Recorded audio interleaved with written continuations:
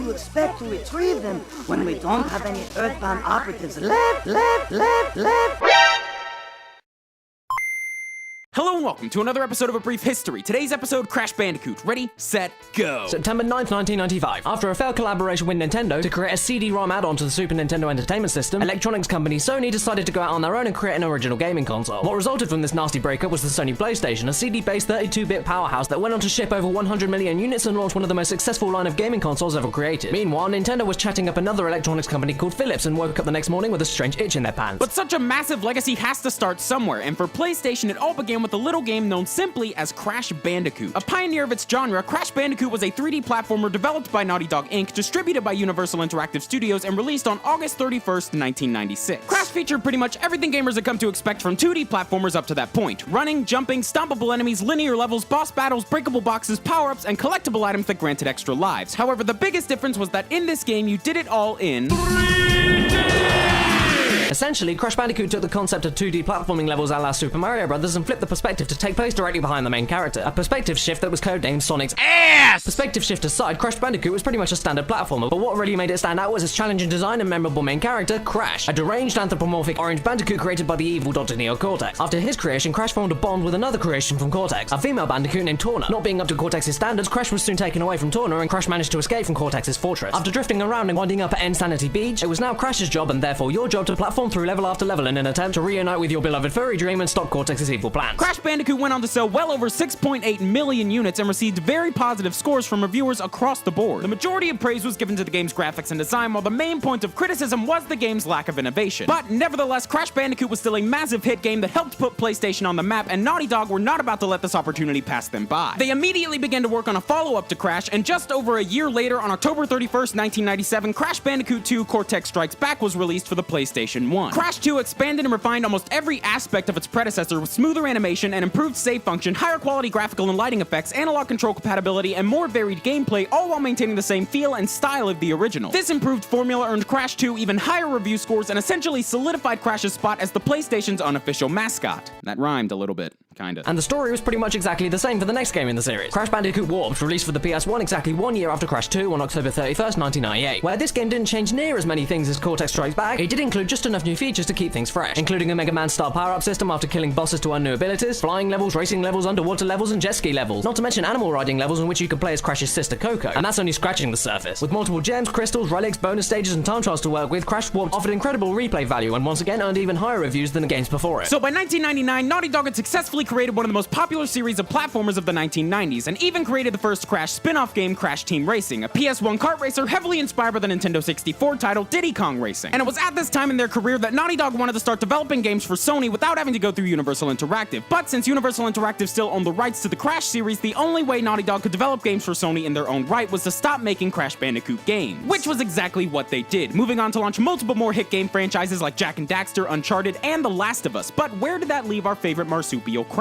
Well, in terms of the main series, the world wouldn't see another Crash Bandicoot game until 2001 with Crash Bandicoot Wrath of Cortex. Are you ready for this? Because this one gets complicated. Wrath of Cortex was released for the PlayStation 2 on October 29th, 2001, the Xbox on April 15th, 2002, and for the GameCube on September 17th, 2002. All three of these versions were published by Universal Interactive Studios, but the PS2 and Xbox versions were co-published by Konami and developed by Traveler's Tales, where the GameCube version was co-published by Vivendi Universal Games and developed by Eurocom. You follow that? Good, me neither. Anyway, for a next-generation game, Crash Bandicoot Wrath of Cortex took an incredibly safe approach to its design, keeping things more or less in line with what was established in Crash Warped while adding in some new challenges, gameplay modes, and characters. And this approach was reflected in the game's review scores. Wrath of Cortex received pretty mixed reviews across its three versions, with most critics singling out the fact that Crash's formula hadn't really changed at all since 1996 and was starting to get stale. So Traveler's Tales took this criticism and ran with it, taking the next few years to overhaul the Crash formula. But gamers still got their Crash fix during these years with a side series of 2D platformers on the Nintendo Game Boy Advance, starting with 2002's Crash Bandicoot The Huge Adventure, or Crash Bandicoot XS in Europe, followed by Crash Bandicoot 2 Entranced in 2003, and capped off with Crash Bandicoot Purple Ripped as Rampage, a 2004 minigame compilation that crossed over with the universe of fellow PS1 platformer series Spyro the Dragon in its companion release, Spyro Orange The Cortex Conspiracy. Although in Europe, both of these games were simply renamed to Fusion. Much easier if you ask me. All of these games were developed by Vicarious Visions and received generally positive reviews, excluding Crash Purple and Spyro Orange, whose responses were mixed. So things were going pretty well for Crash on the GBA, but fans couldn't help but wonder what was next for the Bandicoot's next home console outing after the mixed response to Wrath of Cortex. Luckily, they didn't have to wait too long, for on August 30th, 2005, 2004, Traveler's Tales and Vivendi Universal Games released Crash Twinsanity for the PlayStation 2 and Xbox. At the time of its release, Twinsanity was without a doubt the most unique game in the entire core Crash series due to its laundry list of changes and new additions to the established Crash formula. Where all 4 of the previous Crash games took place on linear paths, Twinsanity brought Crash into the realm of open-world 3D platforming with occasional linear levels sprinkled in. And while this seemed like a natural progression of the series, what was a little bit more out of the box with the multiple new styles of gameplay. While yes, you do play as Crash throughout the majority of the game, you could also now play as series antagonist Dr. Neo Cortex, and what really set this game apart was the ability to play as both Crash and Cortex at the same time. Whether they're running along holding hands or pounding each other's faces in, Crash and Cortex have to work together as a team in order to get through a large amount of the game's levels, offering a wide variety of new moves. And if we take a look at the back of the game box, we find all of these moves have clever little names, including the Twin Slam, the Humilis Skate, the Twin Throw, the Roller Brawl, the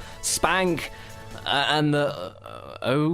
Oh my. In addition to Crash and Cortex's singular and team-based levels, you could also play as Dr. Cortex's niece Nina in levels that involve wall climbing and using Nina's mechanical arms. So Traveler's Tales have pretty much covered all the majority of criticism dealt to Wrath of Cortex. And while many critics recognized and praised the game for this, as well as its humor, Crash Twinsanity's aggregate review scores were actually lower than those of Wrath of Cortex, ranking an average of 64 to 69% across both versions of the game. And following this unfortunate response, after 8 years of running, jumping, and spinning around like a maniac, the world's favorite hyperactive marsupial went into a main series hibernation. It wasn't until 3 years later, in October of 2007, the world would be greeted with a new Crash Bandicoot game in the form of Crash of the Titans. This time around, Crash's new adventure was helmed by developers Radical Entertainment, published by Sierra, and released for PlayStation 2, Xbox 360, Nintendo Wii, Game Boy Advance, Nintendo DS, and PSP, although the handheld versions were developed by different studios. Now, unlike Crash Twinsanity, which shook up the Crash Bandicoot series within the bounds of the established Crash formula, Crash of the Titans completely threw out that formula and started from scratch, aiming to reinvent the Bandicoot with new design and gameplay. So rather than being a straightforward platformer, Crash of the Titans was a more action-adventure style game with both platforming and beat-em-up elements, including the ability to take control of large beasts known as Titans and wreak havoc. In addition to this, Titans also made many aesthetic changes to Crash, including new collectibles, enemies, and most notably character design. Crash, Coco, Cortex, and all the rest of the main series cast were given complete makeovers while still maintaining their recognizable designs. Except for bloody Aku Aku! My god, what on earth happened here? I genuinely thought this was a completely different character when the game started, and how was I supposed to know? He looks completely different and they never call him by his name in the opening, so I was perfectly safe in assuming that this quasi-reboot of the series was just throwing weird new characters at me from the word go. Also, in this game, Aku Aku is voiced by Grimm from Billy and Mandy.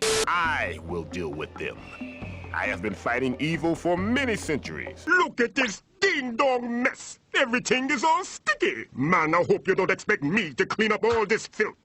I like it. Crash of the Titans was only slightly better received than Twinsanity, getting a generally mixed response overall. But despite this, the game eventually saw a 2008 sequel known as Crash Mind Over Mutant. The story for Mind Over Mutant was very much the same as Titans. The game was released for PS2, Xbox 360, Wii, DS, and PSP. Radical Entertainment handled the console versions, while the handheld games were tackled by other developers, and the game saw pretty mixed reviews across the board. And unfortunately, that's about it. Outside of its main series, Crash has had 2 party games, 3 kart racers, and a handful of mobile games. But other than that, the Crash Bandicoot series has been completely dormant since the release of Mind Over Mutant. After being dropped by Naughty Dog, Crash found himself constantly jumping between different developers and in the process constantly moving further and further away from his roots. And while that's not a bad thing at all, it's impossible to say that Crash's post-Naughty Dog games haven't performed poorly compared to the originals. But even with a handful of arguably underwhelming games, Crash is still a beloved icon who helped shape an entire new generation of gaming, and interest in the Bandicoot hasn't faded a bit. Over the past few years, there have been rumor after rumor about Crash coming back in some form, even to the point of Naughty Dog themselves expressing interest in regaining the rights and revitalizing the franchise. It's impossible to predict the future of Crash Bandicoot. I mean, no one knows if we'll actually see another game in the franchise. But even if we don't, that doesn't change the fact that this series helped set the standard for the world of 3D gaming. And while it may not have completely revolutionized the industry like Super Mario 64, the Crash Bandicoot series was a fun, engaging, and awesome experience that is still being talked about to this day. And after almost 20 years, I think that speaks for itself. Thanks for watching, guys. DFTBA.